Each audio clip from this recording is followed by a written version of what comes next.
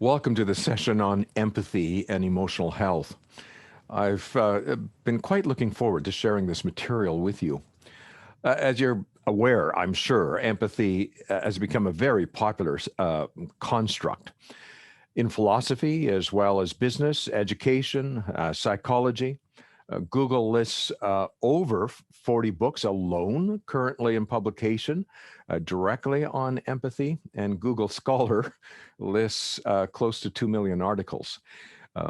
I've also created, or we're in the process of creating, a 6-hour course for the Neufeld Institute on the subject. So there's lots to say. The concern regarding empathy is understandable, as a number of studies now have actually documented a significant decrease in empathy over the years. So meanness is increasing in our society. But in not understanding where empathy comes from, various initiatives and programs have been instituted to teach empathy to children. Parents as well, of course, are calling on their children to be nice or to be kind. While these programs and endeavors and exhortations can alter a child's behavior in the short term, there is no evidence that they lead to lasting results. Furthermore, there are serious questions that the behavior that results from these programs or exhortations is indeed real empathy.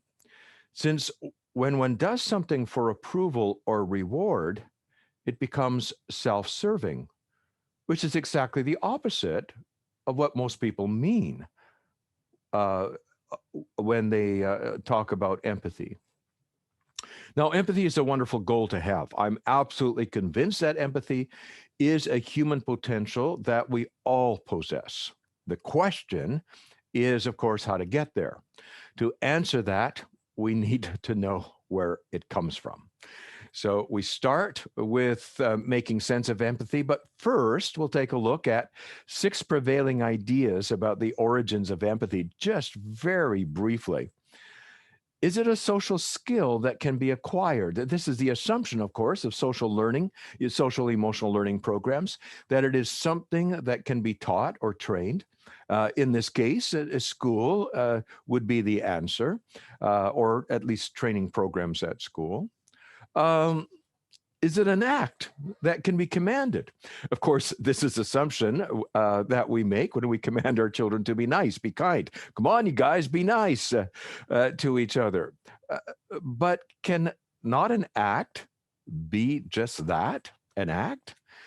As humans, we are certainly capable of acting. Or is it a behavior that can be shaped? But does the behavior, again, that is the outcome of the reward or approval, still qualify as empathy? Or have we not spoiled it in some way, creating a form that lacks its true spirit? Or is it a value that must be instilled? Uh, Indeed, empathy is precious and should be valued, but is education and virtue enough to get there? And could one value it without being able to deliver it? Is it a trait that can be inherited? Although there are those who hold this view, it is a rather cynical viewpoint, quite contrary to the idea that it is part of our human potential. And finally, is it a hormone that can be injected? Well, there's actually some books on this, the love molecule and so on. Believe it or not, some see it as a matter of brain chemistry and would advocate actually ingesting a pill to become more loving. The problem is that none of these are developmental in approach. None trace it from the beginning, where it first appears in children. None take feelings or emotions into consideration. And surprisingly, none of these approaches take the most important factor of all, attachments, into consideration. So, what do I have hope to offer when there are already 40 books on the subject and almost 2 million articles? Well, sadly, there's very little, if any, material that is looking through the 3 most important lenses one could possibly look through when trying to make sense of ourselves and of our children. I also hope to put these puzzle pieces together for you in a way that can be applied across the venues, at home, at school, and in treatment, and also link it to the material on emotional health, to the material in the Anchor keynote. I'll be referencing that as we go through this material. But first, we must start with the word itself. Where does it come from? And what was its original meaning? Now, it's actually a word that's made up of two words from Latin, and pathos, to put feelings in. It's actually a made up word with made up feelings. We can trace it exactly to when it was created, 1908, two psychologists. Its original meaning actually might quite surprise you. The imaginative projection of feelings into an object at the start. This was used in art, so in an inanimate object, a sculpture, a painting, so that the object appears to be infused with those feelings. So it was about projection of feelings where none existed. It's very interesting because that's the opposite of what we consider empathy to be at this point. But we need to pause here because the projection of feelings is actually a huge problem, a blindness, really. When we go back to the Anchor keynote, feelings is one of those life forces, the huge factor, number two, that we talked about, that need to be there. Now, if we project feelings where none exists, do we not camouflage or eclipse the real problem that is in our society? In fact, that's exactly what we have done. And that was my main mistake when I started working as a therapist, as a clinical psychologist, is I projected feelings into my clients, into the ones I work with, into the delinquents, into the preschoolers, into the disturbed young adults. I projected feelings where subsequently I found that actually none exist. I had projected them on the basis of circumstances. In those circumstances, I would feel this way, and so on and so on. Or I see the body language. And now when we tease apart emotion and feeling, that is, that one can feel one's emotion, we find, oh my goodness, the emotion can be there, but the feeling's not. And so, is it not that we are camouflaging something that is there, eclipsing one of the most salient factors that feelings are missing? And depression, for example, when we see somebody depressed, well, if I was that down, I would feel when an actual fact, depression, when defined emotionally, is flattened affect, a lack of feeling. And when you look closer, that's exactly what is there. Or post traumatic stress syndrome. That is a perfect example of projecting feelings. Oh my goodness, if I had that trauma, this is what I would feel. On the other hand, it is exactly the lack of feeling, more emotion, and a lack of feeling that is the basis of the problem. So we could go on, but this is a different story, really, for another session, not this session. I don't want to get hung up on this, but you see that it isn't as straightforward as we would think. We can't just simply say empathy is good. There is a dark side to empathy, which may have indeed eclipsed a fundamental problem that is going on in our society. But as I say, that's another story. The current meanings that I list here, and I've just put them together here, taking another's point of reference, reading another's presumed feelings, taking the other into consideration, understanding another's experience and perspective, reading another's inner state of being, or vicariously experiencing the feelings of another. That's what most would intuitively define as empathy today. And if we look at the common meaning, placing oneself in another's position or circumstance, in another's proverbial shoes, so to speak, what one would feel if in the other's situation. Again, you can see the common meaning is actually very close to the mistaken projection. So you can imagine the confusion in this field. Now, I want you to take a look at the current meanings and the common meaning. Just look at these for a little bit, you know. Um, could not this describe a clever psychopath? One who's able to anticipate what would feel, take another reference point in consideration in their scheme, You know, could this not describe it? Yes, that's true.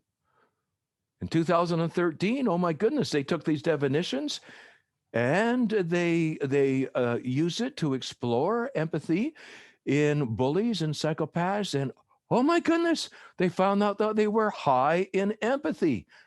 Now we know they're not high in empathy, so there's something wrong. There's something dreadfully wrong. Well, they scrambled, these researchers. They decided to call it cold empathy instead of warm empathy. So it's cold empathy. So what are we taking for granted? What are we taking for granted here? What are we assuming that we should never assume? Well, I hope you guessed it by now. That all of this should be done in the spirit of caring. Yes, caring. Love. That is, there's no heart to these definitions. This is behavior minus the feelings that are meant to move us, or could be minus those feelings. That is, empathy is missing its heart. Why is this so? Well, you have to remember, this is a made up word. It was made up for science, but science stutters when it thinks of love. It doesn't know what to do when it thinks of love. In science, love is a 4-letter word. And so science keeps on creating words like, okay, we got to get an operational definition here. We've got to do this. We can't deal with this thing called love. And so it invents words. Even attachment was a word that was invented by Bowlby after he had an argument with his wife. He was saying, Bowlby, this is love. And he said, we're going to call it attachment. Altruism, emotional self-regulation, social responsibility, emotional intelligence, Adler's social interest, social emotional learning, and the list could go on. See, science has invented various terms to try and further the study, but in subtracting love out of the equation, have we not subtracted the true essence or spirit right out of the construct? Isn't it more about what moves us? I mean, isn't that we know about love, that love is not an act? What we know about love is it's more what moves us, is the spirit of the thing. Have we actually lost the ability? Has science gone to its limits, its parameters here? No, I think not. I think not. This is poor science. We now have a science of emotion, a science of feeling. So I think science can cover this, but this is not particularly the kind of science that that is going to get us there, because it has taken the heart right out of the construct. And I'm going to put in here feelings of caring to make no mistake. It's not an act. It is fueled by, there is a spirit to it. It is something that moves us. It must be felt for it to qualify. So, yes, feelings of caring are the heart of empathy. We've made a huge mistake. No wonder there's so much confusion. No wonder we think we can train it as a skill or that it is an act. No. We're going to the very core of our human capabilities to take care of each other, to care for each other, to love. But we can't talk about it in science. We can't talk about that. We don't know how to. Well, we're trying. You see, using caring actually works a whole lot more than using love, because it goes back, as we talked about in the anchor keynote, to the very purpose of attachment, that which is about to care for each other. So we brought that animating principle back. Maybe that's the word we need to use. I think it is. It gives empathy its spirit, the animating element. It provides empathy with its inherent purpose, which is the purpose of attachment. Now you're seeing this not to be context dependent, not a trait, but a context of relationship. Well, that would be a huge mistake in our social emotional learning programs, because it's assumed to be a skill, a trait that is exercised regardless of the people. No. It's meant to be in the context of relationship. And if we don't cultivate the relationships, then we're not going to see this. It gives empathy its warmth and thus its effect. Gives empathy a context in which to exist, what I just said. not a personality trait, not a skill. It gives it a context. Even a 2-year-old, when they're attached to the kitten, to the teddy bear, to mommy, daddy, grandma, there is the caring that is there, a tremendous caring that comes. It is context dependent. It renders empathy a derivative of human nature instead of a skill that requires learning.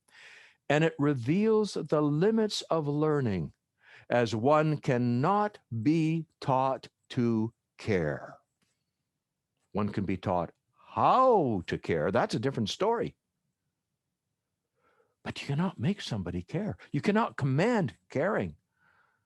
You cannot teach someone to care.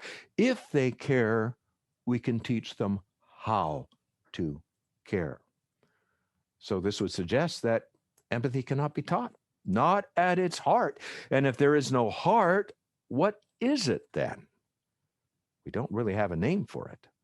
But to act as if we're empathetic is not the same as empathy. So what is caring? Well, we already touched on this in the anchor keynote. And caring is a feeling of attachment. It is a result of attachment, goes with attachment.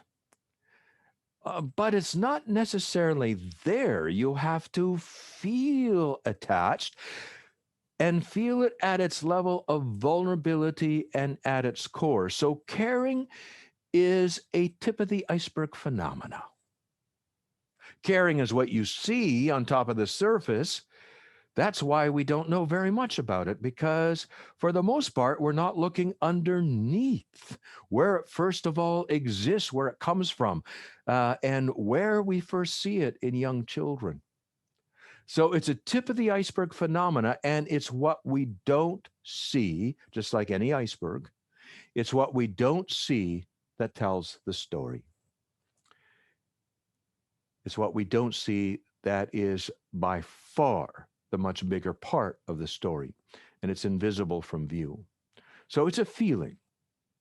Now, a feeling is natural, innate, spontaneous, not inevitable. You can't command feeling. You can't make yourself feel this way or that way. It's a feeling, and a feeling, it can get hurt. It is fragile.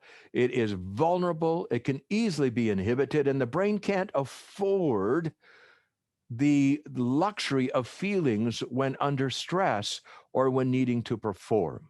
It inhibits feelings to get on with the job and then hopes that there is some time for the feelings to catch up, but there needs to be a safety for that to happen. But it also is feelings have a purpose. They serve a purpose, and that is the feeling of attachment. Again, when you feel attachment at its core, to feel attached, and children should care deeply about who and what they're attached to. And with that caring deeply about, be inclined to take care of, be cared for by, care about, and so on. And again, these are the first two factors or life forces in nature's workforce that we talked about in the anchor keynote: attachment, feeling, and to feel attached as we combine those two. So it's not a trait.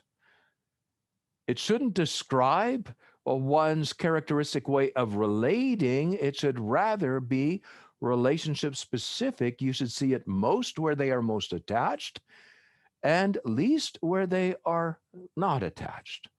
It is context specific. We were meant to take care of those we were attached to. Maybe there would be something else that we'd call it, more generally speaking, but caring follows attachments. So we put the heart back into empathy, but is that what it's all about? Is it just about caring, or was there something else? Because we had all these definitions of caring, and by the way, there's eight operational constructs that science is using right now to define empathy, none of which have construct validity. So you can see the issue, you can see the problem. So, what about all those other definitions? But before we do that, what it is not here, it is not, therefore, just an act. An act without the spirit of it is all that it is. It's just an act. And we don't like people who act as if they're caring when they're not. And we should not be encouraging that in our children. This is usually called hypocrisy, a lack of integrity. We don't appreciate that, nor should we be supporting that in our children. A trait. No, it's not a trait.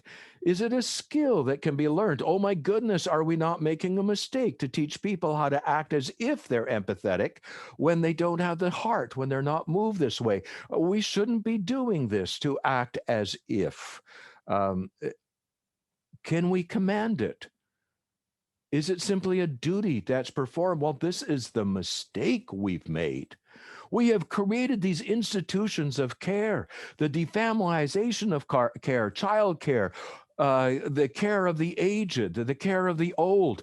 And what do we find is all kinds of problems. Why? Because we've taken it out of the context where it's meant to be. Why do we have all this elder abuse? Because there is not the context of attachments. Now you may say, are you saying we shouldn't have childcare? We shouldn't have old age homes and care homes and so on? No, I'm not saying that at all. I'm saying we ought to get the context first. We ought to cultivate the relationships in which caring is natural. When the attachments are there, the heart is in it. When the heart is in it, something completely different comes out. That is, we should not be satisfied with a poor imitation of the act. We should want the real thing, but the real thing, we've got to start where we start, and that is with the relationship to be and feelings. It's the attachment and feelings that are important on doing this, or being able to get where we want to get, versus a value or expectation. That is, no, it's a feeling of attachment. But going back again, if bringing back all of these definitions, the common and the current definitions, putting the feelings of caring back into the heart of it, now, what is this all about? We could have caring and it not be empathy at all, at least not by these definitions. When a 2-year-old, a 3-year-old, a 4-year-old can care intensely about you, but they have no clue what it is that you're actually feeling. They have no ability to understand your needs, none whatsoever. So caring itself is the heart, but it's not enough. There's something else. So it's caring plus something. Now, is there a word for all of these things? Well, yes, there is. There is. And the word that we would use for this, without getting too fancy about it, is simply consideration. It's something that toddlers and preschoolers are not very good at. And actually, many never actually develop, most unfortunately. It turns out that consideration is not something that we're born with, doesn't come natural with attachment. It's actually a capacity that needs developing. That is the ability to consider another's point of view, another's point of reference, another's needs, another's experience and perspective. That ability to consider is a capacity that takes years to develop, even when development is optimal. There's no heat to consideration, however, and that's the mistake. If an individual has developed it and knows how to use it, they can use it cruelly, calculatedly so. They can appear to be, and that is one of the problems in the helping profession. We have psychiatrists, we have psychologists, we have those who can use their ability to consider another person's reference to do great wrong, to do great evil. There have also been, of course, rulers that could do the same, those in authority. So let me repeat here. Consideration without caring is not empathy, nor is caring without consideration.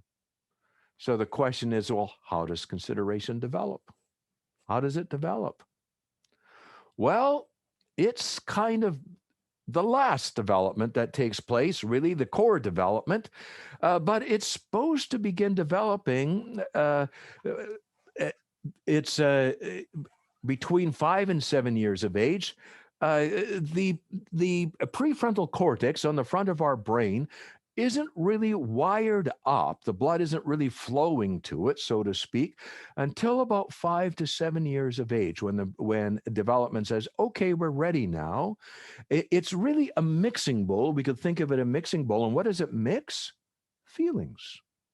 And feelings with anything else that would conflict. That is, it conflicts with an instinct, a value, a thought, an idea. It is where conflict is felt. And so it is every brain with a prefrontal cortex then has the potential to develop consideration. And if there's caring, empathy, but not every brain does. The conditions need to be conducive. And one of the most important things is that you have to feel before you can feel conflicted. You have to feel the feelings that would conflict before you can feel conflicted. So the capacity for consideration is developed through feeling conflicted. The capacity for registering more than one feeling at a time begins to develop between 5 to 7 years of age if conditions are optimal. The more intense the feelings, the longer it takes. The development of the prefrontal cortex is spontaneous, but not inevitable. There are many 20-year-olds, 30-year-olds, 50-year-olds, 70-year-olds who show no evidence of mixed feelings. On the other hand, part of me feels this way and part of me feels that way. So a child must first be full of feelings and then court the inner conflict, not eschew it, not try to run away from it. The prefrontal cortex takes years to become fully functional. The capacity for consideration has a relatively long gestational period. During adolescence, the brain is still working on this prefrontal cortex. In fact, generally right after puberty, there's a time often when the feelings are so intense, it feels like you've got a preschooler on your hands again. And it takes time for these feelings to mix. And when they do, oh my goodness, is a character different, characterized by, on the other hand, part of me feels this way and part of me feels that way. The primary reason for the failure to develop a working prefrontal cortex, and thus a capacity to consider, as I said, a lack of tender feelings. And what feelings are the mixers? Are there certain feelings that are the mixers in the prefrontal cortex? Mixer, I'm thinking of like a drink, right? What are the mixers? What are the mixers? Feelings of caring are the primary source of causing inner conflict, dissonance, or friction, because we start to care about not only this, but that, not only this person, but that person. And if we care about this, but we also care about that, that is the primary source of conflict. So when we care a lot, we care deeply, we care vulnerably, we're going to run right into conflict as a 5, 6, and 7-year-old if all things are going well. We're going to run into conflict, but I care about this, but I care about that. We care, and we feel conflicted. And it turns out that caring then is the primary requirement for feeling conflicted, and caring plus feeling conflicted gives rise to an incredible family of fruit that we could refer to as human virtues. We all have the potential for realizing this, but not everybody gets there. Caring is at the core, at the very core. Caring here not only forms a substance, but also is a catalyst for the capacity for consideration. The caring plus consideration not only gives rise to empathy, but also patience when you're really frustrated, but you care about something to make something work. courage. When you really care about something, you have a desire there, but you're alarmed as well.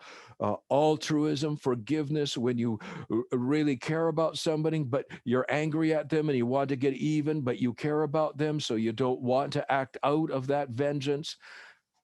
Compassion, self-sacrifice, diplomacy, when you want to be true, but in being true to yourself you would hurt another feelings and you have to find another way, and so on and so on. You get the picture.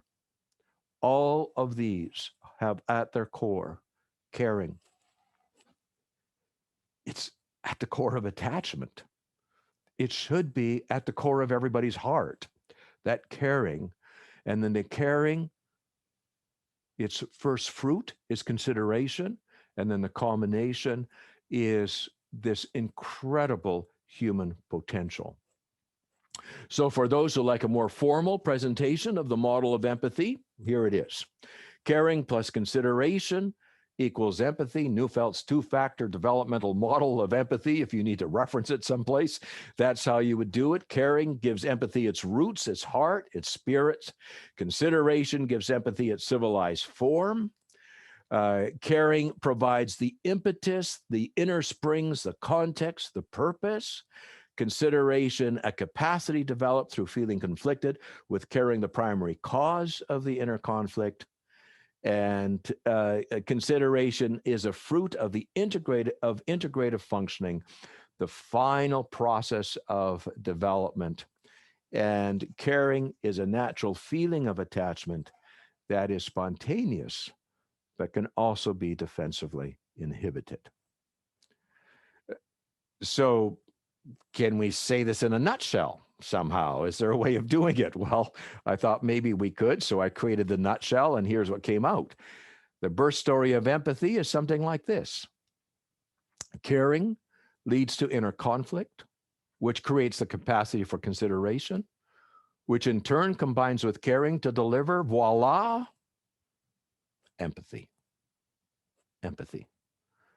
The implications are huge. But before we go to that and the implications here, let's just try and look at a little another way. We talked about the natural roots of empathy, so let's go excavating for a moment. We have these roots over here, excavating the natural roots of empathy. If we go to the very depth, where would we go to? Well, we would go to the deepest layers of instinct and emotion. We go to attachment, we go to the core of attachment, to caring, and so on. The very simple principle here is that caring is a feeling of attachment.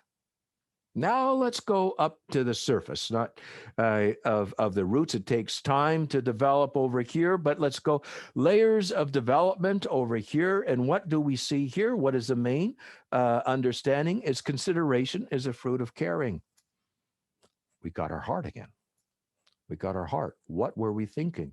How could we proceed without this? What was Richard Bowlby thinking? He did not take his wife's exhortation into consideration. But honey, we're talking about love here. And he said, well, I'll call it attachment. Because if you rip the heart out of attachment, you have the same problem. Attachment was meant to care. It goes with emotion. It goes with feeling. And so the science of emotion and feeling is now helping correct this, but caring is at the core. So what are the implications? They're huge. Let me go first of all to another analogy. My favorite analogy, of course, is the tree analogy. Empathy is grown in a soil or a culture rich with caring.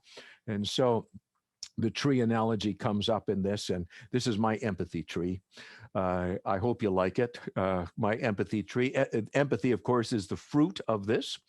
And the roots of it, the roots are all about of attachment, but the soil is feelings of attachment. That is, one can be attached without feeling it. And so these are the feelings, the tender feelings, the love, the caring, all of this, which is right there at its very core.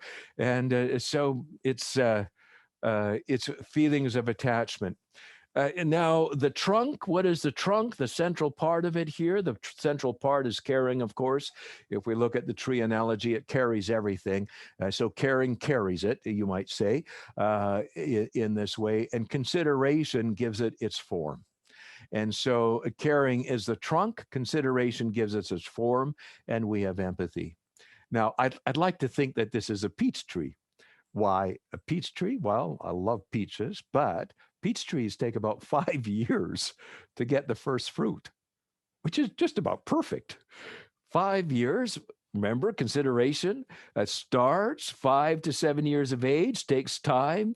And so it would take about 5 years to get its fruit.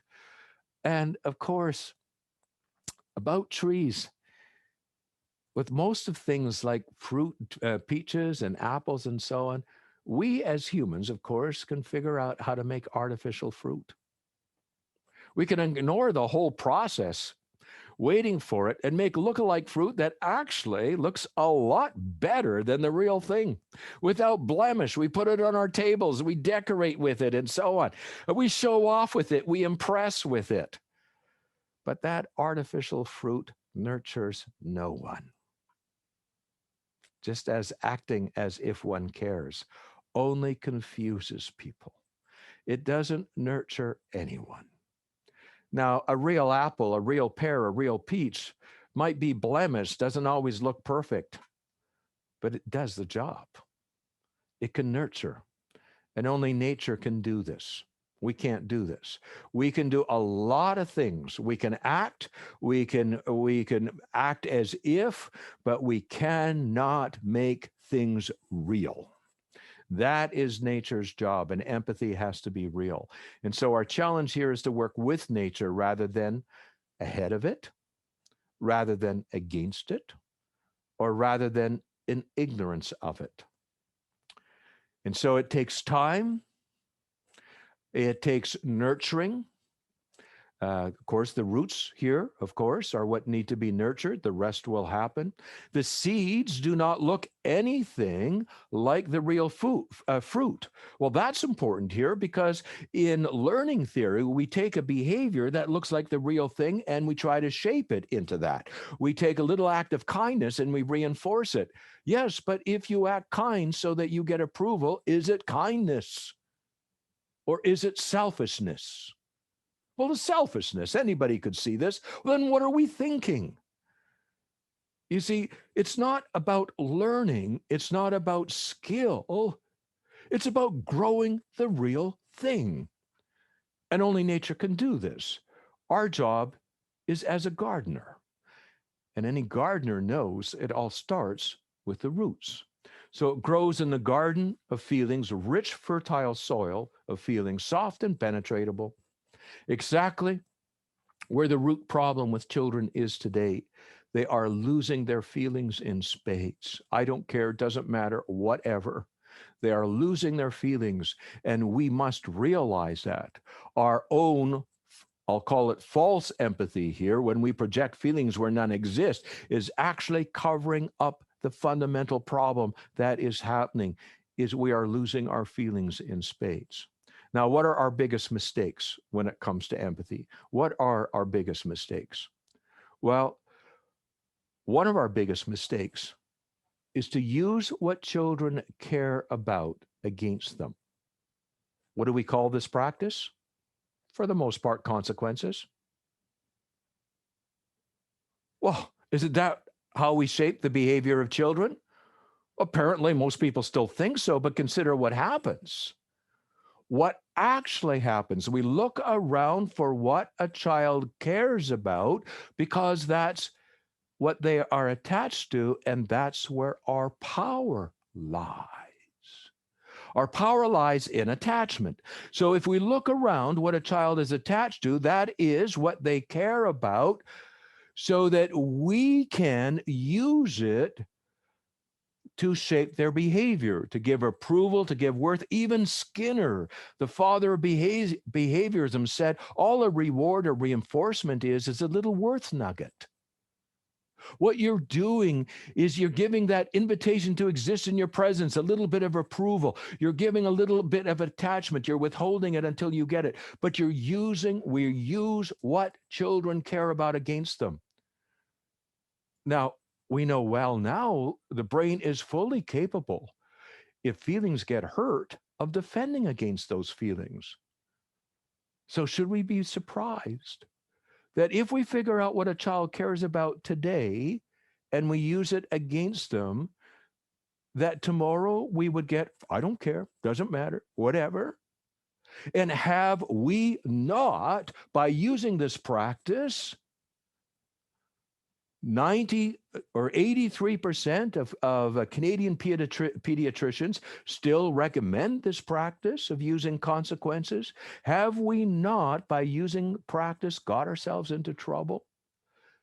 Raising a generation of children who have lost their heart of caring, who don't care deeply about anything. The kids I worked with in prison would say over and over again, I'd do this little psychologist thing you do when what are your 3 wishes? What if you had a magic wand? What would you wish for? And over again, I don't give a damn. I don't give a damn about anything. Everything I've ever cared about was taken away from me. And then I'd go like, oh my goodness, what have we done to our children? And we euphemize this as consequences.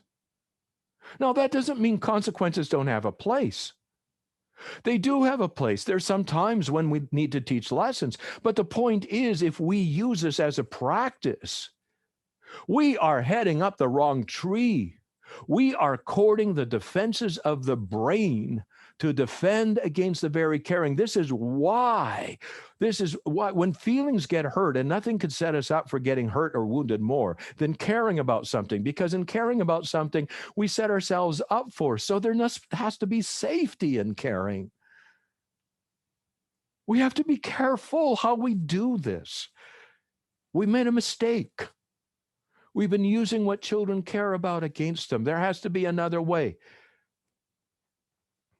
Secondly, focusing on the social relationships of children instead of their attachments with caring adults.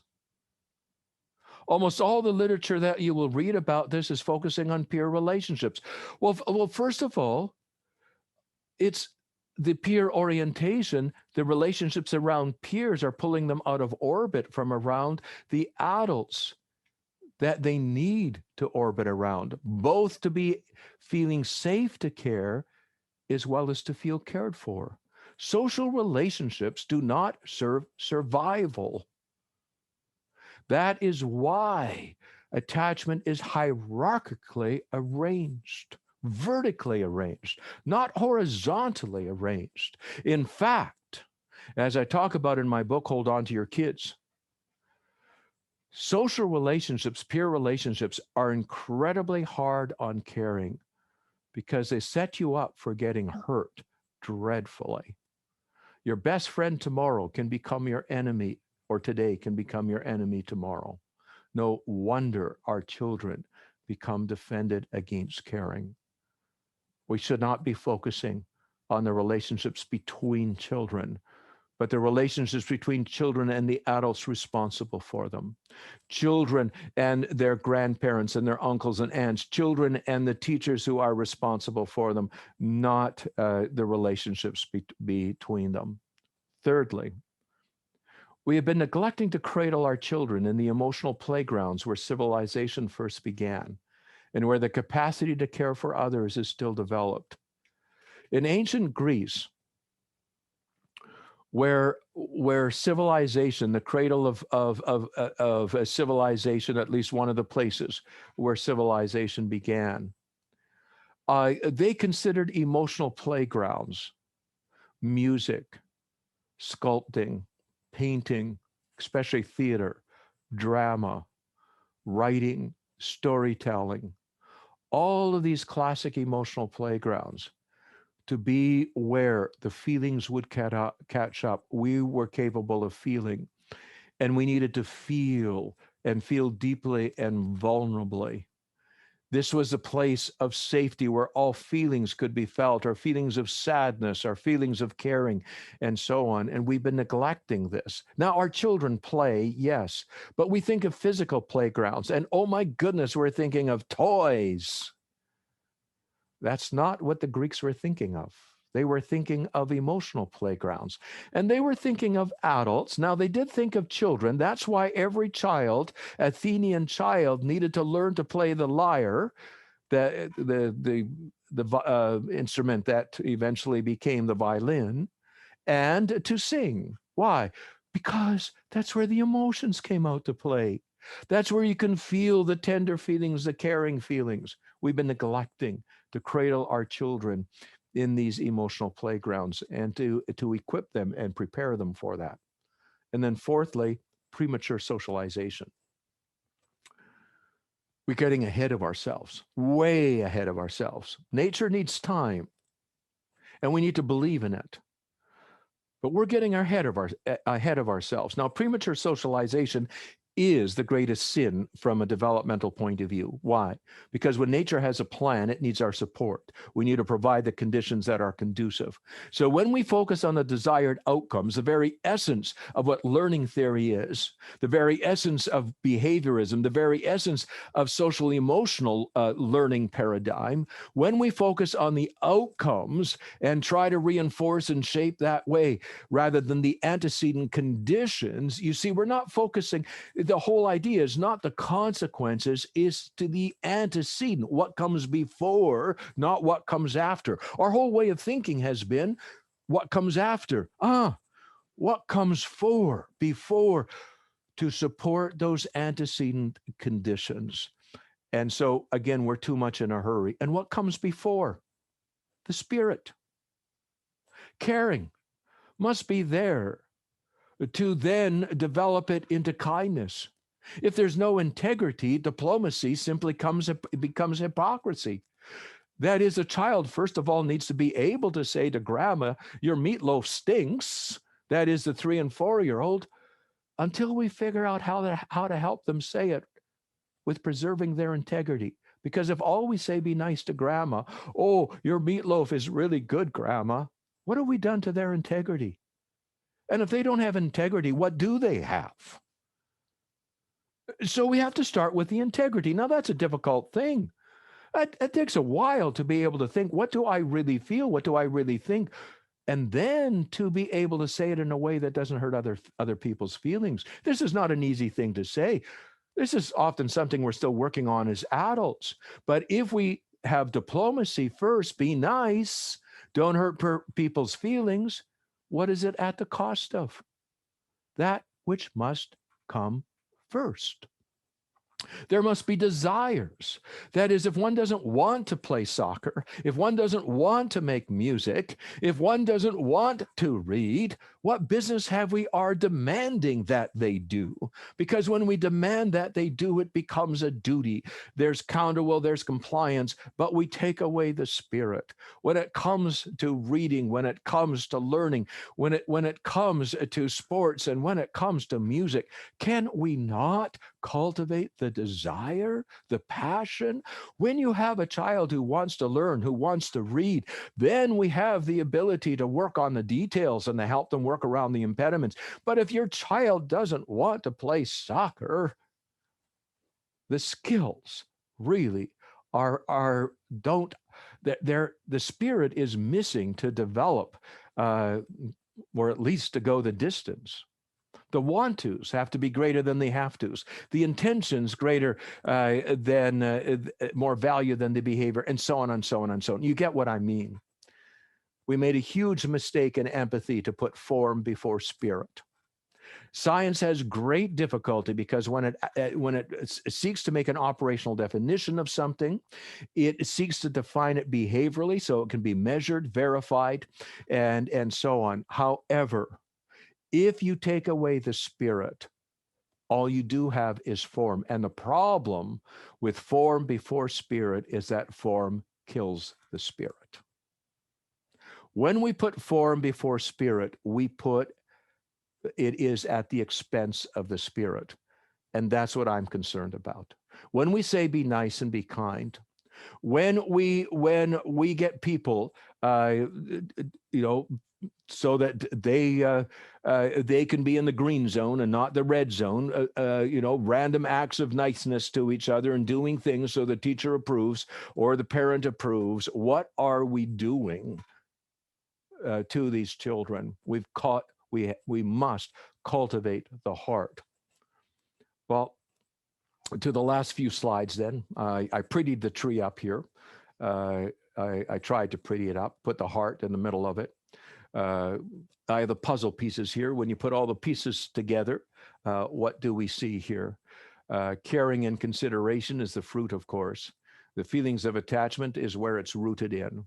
And what can we take home with us here? What are the most important things?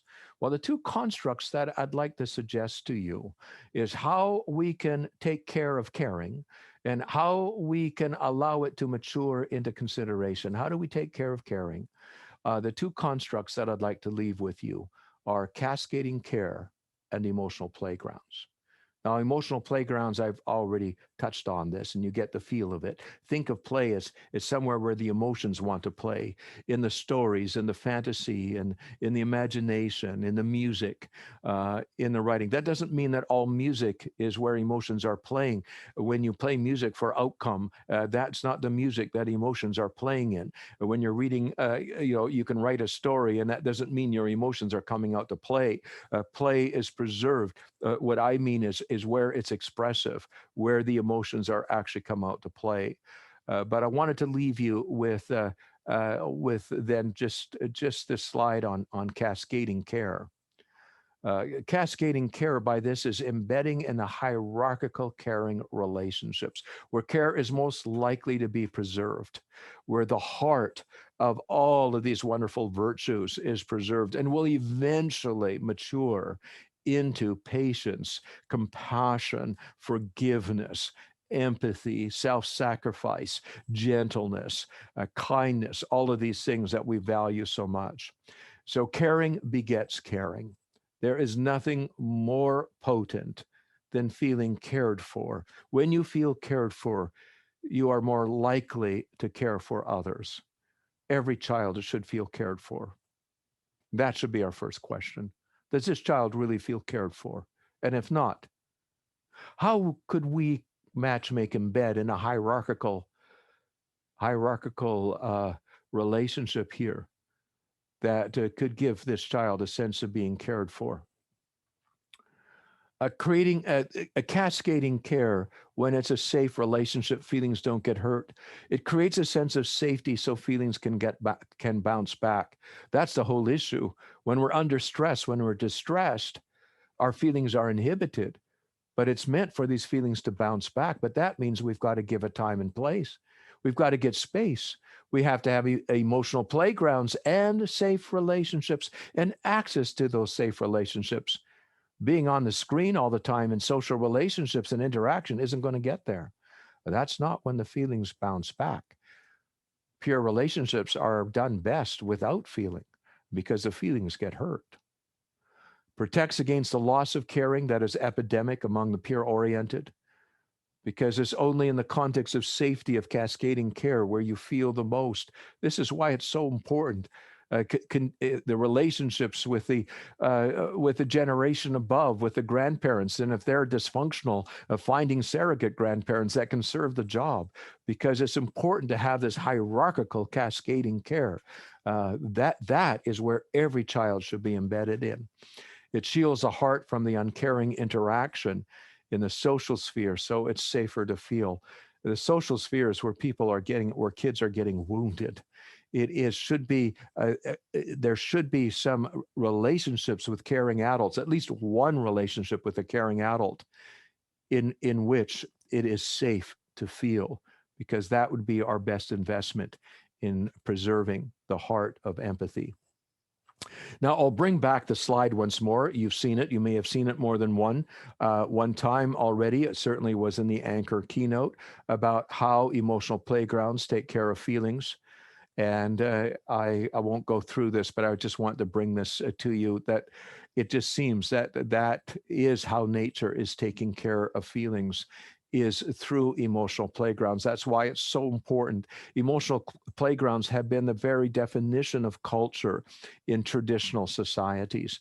In fact, one of the first great writers on play, Johann Huanga, I hope I said his name right, book in the 1940s says, well, culture is basically play or emotional playgrounds, and emotional playgrounds is culture.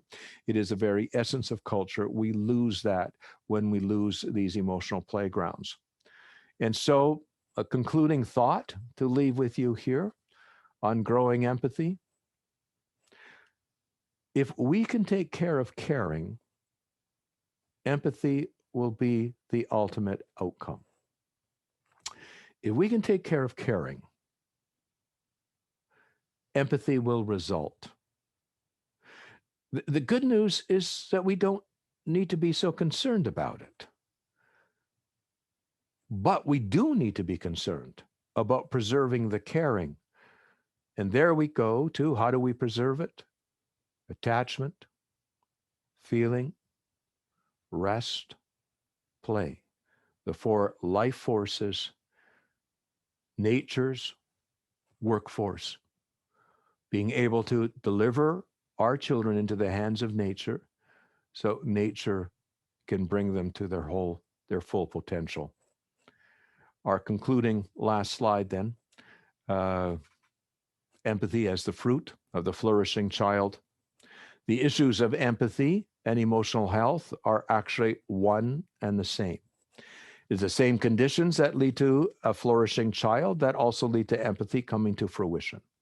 It just takes time. The topics may be different, but the theme is the same: the unfolding of human potential and how we are their best answer. Again, the good news is that now that you know this, you only have to remember the chorus, the refrain we referred to in the anchor keynote. You can forget all the different verses if you wish, but don't forget the refrain. If we take care of the attachments a child needs, and we added a bit of something to the chorus at the end, carve out some space for true play, nature will take care of the rest. Well, I hope this material makes sense to you and encourages you to think from a developmental point of view. Thank you.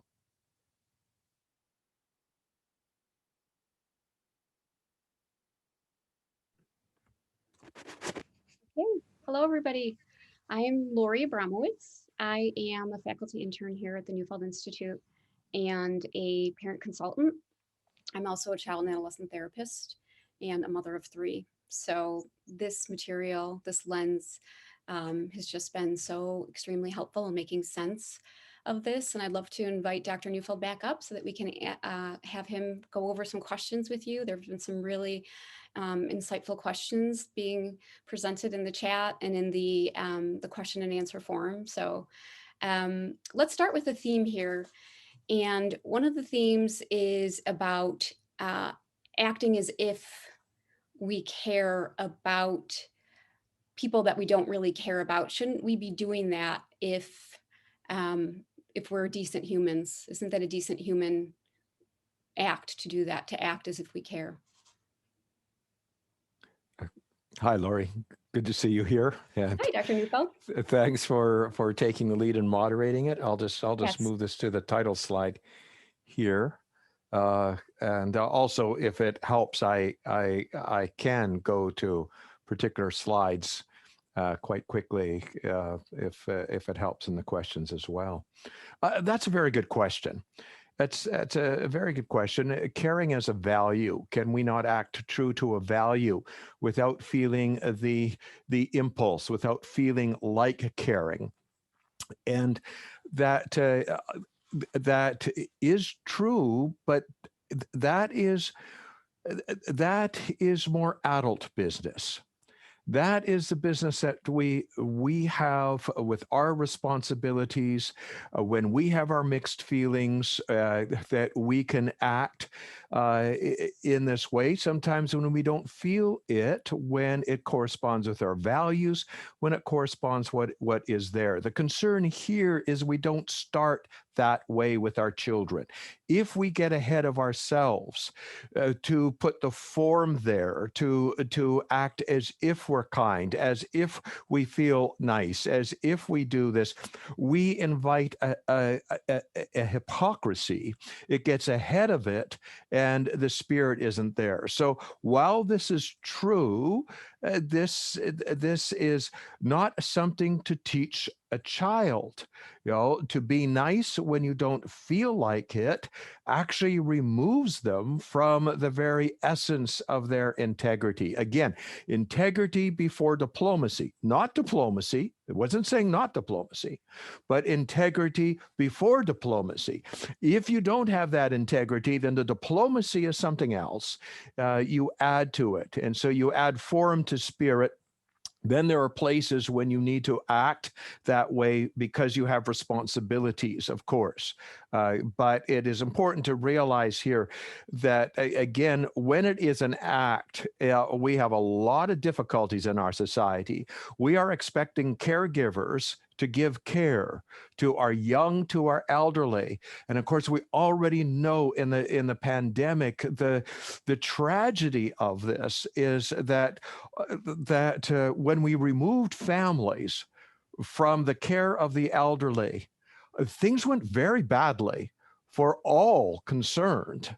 Is that there has to be this spirit of caring to do this. And so the real answer would be is when we have defamilyized care, taken the family out of the equation for both our youngsters and our elderly, we need to compensate by creating the attachments that make it more natural. If we don't, we lay it vulnerable to all of the abuse that is only too obvious and has been revealed in this pandemic. Yeah, there are no shortcuts here. No. I when I saw that question, it just came to my mind that I think because we're so focused on the tip of the iceberg and the behavior that goes along with it, that we often, like you said, we will project, we see an act in a child, they're acting caring, and then we project that there's feeling there. And I think for me, when a child is acting caring, maybe they have, as you said, grown into their consideration, and they're taking other things into consideration, and so they're acting more socially appropriate. But what we can't be blind to is if there never is a natural movement to the caring, that Yes. we need to see that at least some of the time, that they are being true to how they are feeling. And when we don't see that, then we move back into the idea of the cascading care and the emotional playgrounds. We need to preserve the heart, plenty of spirit. When there is that spirit, and when the child can get to the mixed feelings, so there becomes value, we can afford to act true to our values when it is not what we feel like doing. But there must be the capability of mixed feelings and of a value before we impose that on children. And so again, this will grow naturally. This when the mixed feelings are there, I it it that will evolve, develop quite spontaneously. I think that's the good news, that I think parents can feel very overwhelmed. Deborah mentioned that yesterday. You mentioned it earlier about feeling like, oh my gosh, this is all up to me. I'm the Yes. answer. How can I possibly do this? And then just sitting with that place. So we're not alone here. We've got an ally. Mhm. It's nature. Nature has Yes. a plan for this. We provide the conditions. We provide the attachment, and watch as nature does its work. And I have 3 kids, and I've seen in each of them, it kind of unfolds this way. It's amazing. That kind of leads me to the realm of siblings. There's always themes about sibling interaction. How can we foster attachment between siblings when there's a lot of fighting, arguing, meanness going on. And of course, we often will see empathy go missing at times. I know in my family, I've seen it go missing with my kids when they're interacting with each other sometimes. Yes, this is always a big topic.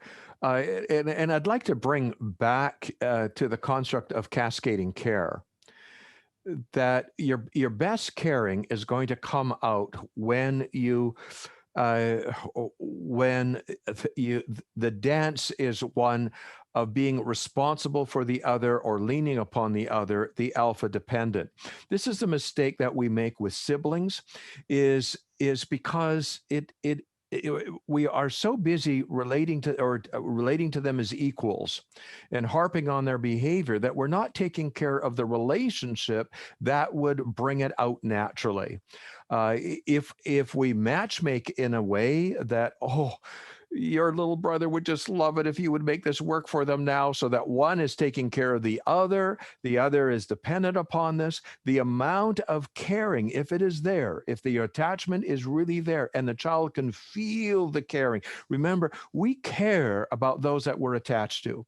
And so if it's there, how to orchestrate that attachment best is how to put one to orchestrate that dance of alpha independent, one taking care of the other. We can get this caring behavior. Our problem, again, has been is that we've been thinking of this as a social thing, as something that goes in a lateral, in a horizontal way, when it is meant to go in a vertical way.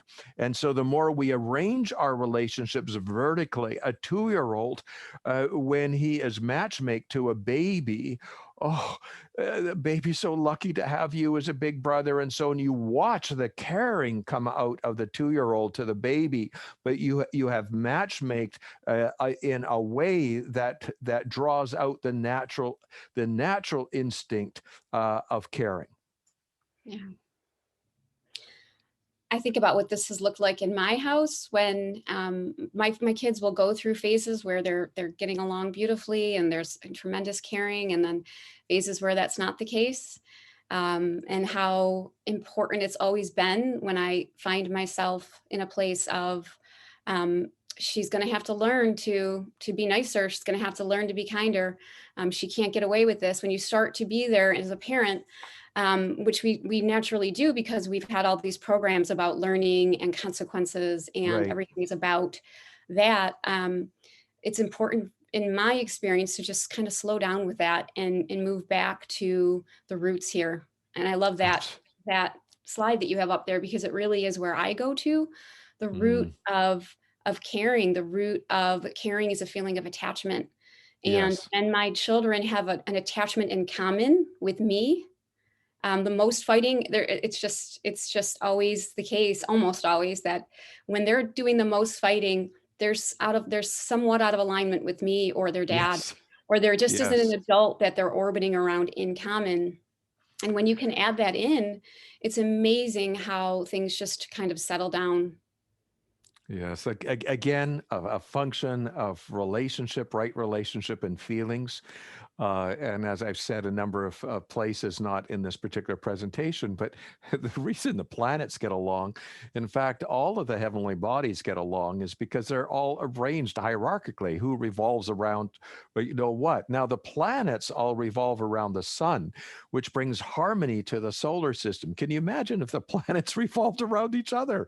That's Like there would be chaos in this solar system. So this is the answer: is we focusing on the wrong relationship. Just as you said, we see the problems in the between sphere between siblings. The answer is in the relationship of each one yeah. to the adult that is responsible. That's where we can keep their hearts soft.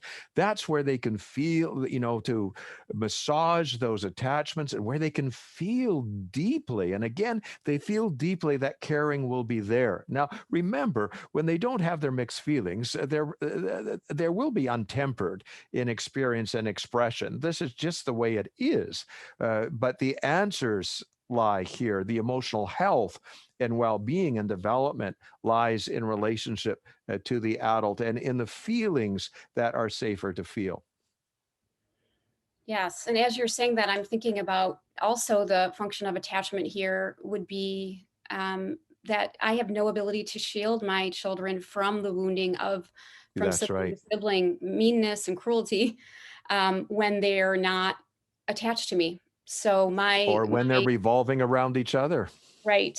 So that Yes. becomes very important to move in, impose order where there's chaos, and then individually work those attachments with each of the children, Yes. and go in and make sure that that vulnerability hasn't gone over the top Yes. Yeah. to preserve the caring. Well said. Yeah. And just one more thought about consideration that I just wanted to underscore is that, I saw this in my daughter that when she was an extremely considerate 8-year-old, 9-year-old, 10-year-old. When she went into early adolescence, she lost her consideration. There was no Hmm. consideration there. And I had to put that in developmental context of where she was developmentally. There was a lot of load on the limbic system. Things weren't mixing the way that they used to.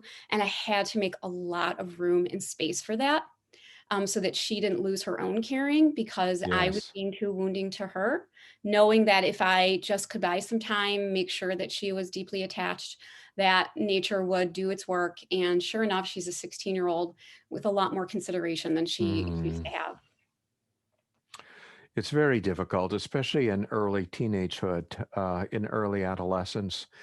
As Deborah will undoubtedly talk about tomorrow morning, when the feelings get inhibited, there's so much vulnerability, there's so much wounding that's happened, and of course, when you lose that place, when you lose that softness, and when so much is going on, and the relationship with mom and dad is changing, to be able to find out how to be their answer in that place, and again, it's the research is just so clear that the adults are still the best bet all the way through adolescence for emotional health and well-being, to keep their hearts soft. So yes, good on you for having the patience. Well, good on you for helping me to stay in that place. um, and then before we finish today, I definitely wanted to address the school issue. I know I used to be a school counselor, and I know how much this material really confronts people who work in schools because schools are so consequence based, so behaviorally focused, and it can be so discouraging when you at one point felt that the program you were running, the character education or the social emotional learning program, is actually maybe doing harm. And so how there was questions that came in about, what can we do about this, what can we see, how can we make a difference? Well, this is a huge question, and the first of all, just a couple of things this way. It's the uh, the my main concern here is that this isn't brought into the home, because the stronger the attachments in the family, the more confusing it is when form is put before spirit, when conduct is put before relationship, when outcome is put before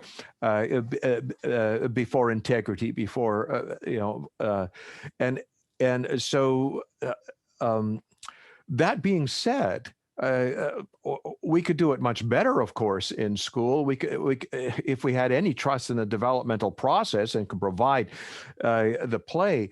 But if you are a teacher and you are particularly caring about a student or two, let's say a student who is trying to be so good and get the reinforcement and the rewards for being kind and being nice and making sure that they calm down, your best bet for them is to draw the child into relationship with you, where they can help relax a bit, where you can give them messages that the relationship transcends their behavior, where you're not not trying to reinforce for conduct, but when you come alongside feelings and validate them a little bit, you will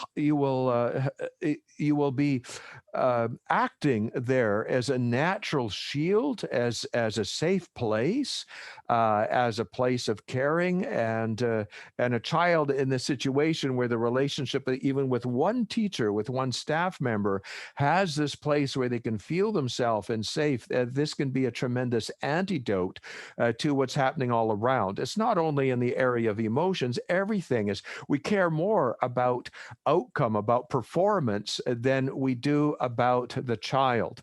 I mean, generally speaking, but as a teacher, we should be the reverse of that, always caring more about the child, the emotional health and well-being, than upon the outcome, the marks, the productivity, how they do on a test, and how they do in a social emotional learning program.